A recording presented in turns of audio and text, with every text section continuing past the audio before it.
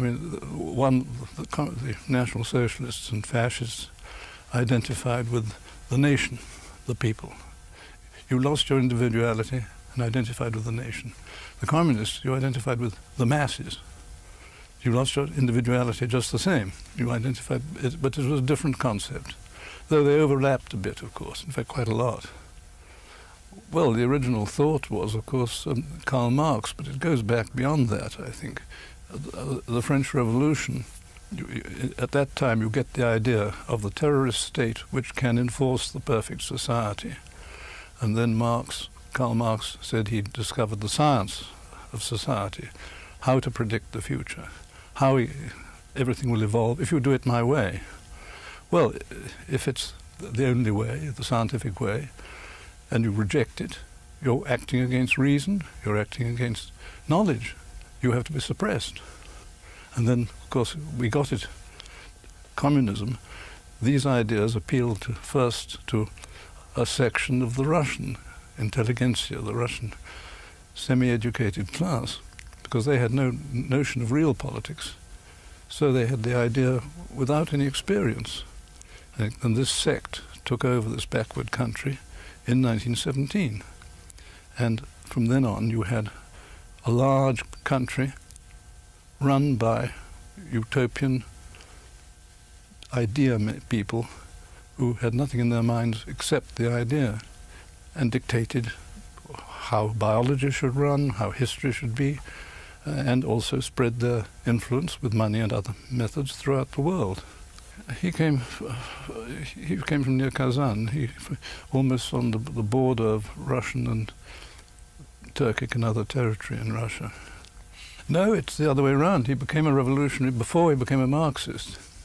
He read a book said to be the worst novel ever written, called Chernyshevsky, which prescribed how the state could be taken over by well-meaning intellectuals and turned into a perfect state. But that didn't have any Marxism in it. So he started off as a revolutionary. Then Marxism looked even more attractive, because it looked modern. It wasn't just somebody saying we can have a perfect society, and a good German doctor has proved it. And then the Marxism goes from there. Mind you, he narrowed Marxism a bit. There were elements in Marxism which weren't as narrow as his. But what he had was a hell of a lot of willpower, as Stalin and Hitler did, of course.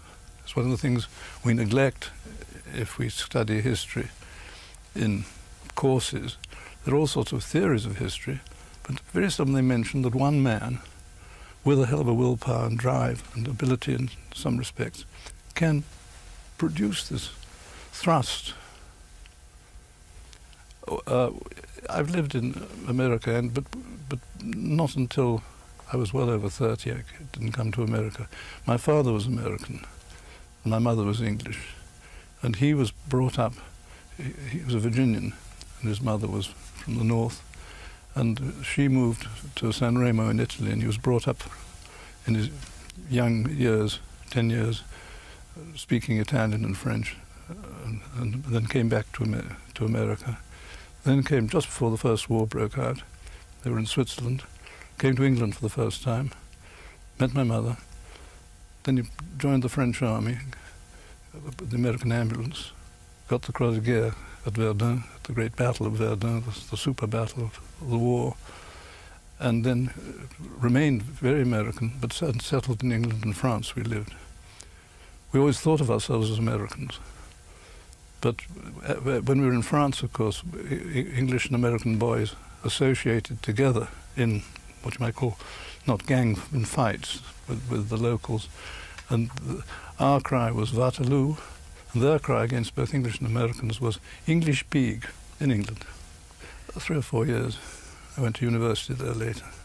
Well, the usual amount of school and university, Oxford. I studied philosophy of politics and economics. Well, I saw quite a lot of her from several years before she became Prime Minister, yes. Well, I briefed her on what I thought the Soviets were up to. She was very willing to learn. She wasn't the first politician. The first politician I spoke to was the American Senator Scoop Jackson. That must have been 69-ish, because I suddenly got a call from the American embassy saying, "Can you come to a small party? As a senator, would like to meet you." So he just read one of my books, and he used to have me up giving evidence at his committee at the Senate a lot. And those hard Democrats were the first people I knew in American politics, him and Pat Moynihan. So, but this was all accidental. I didn't go pushing myself. Well, they wanted, I think, depending on, they weren't know-alls, if you know what I mean. They just wanted more information, more perspective on what was going on in Russia, on what the then very secret sort of, secretive at any rate, sort of leadership in Russia, what the earth they were doing, what the prospects were.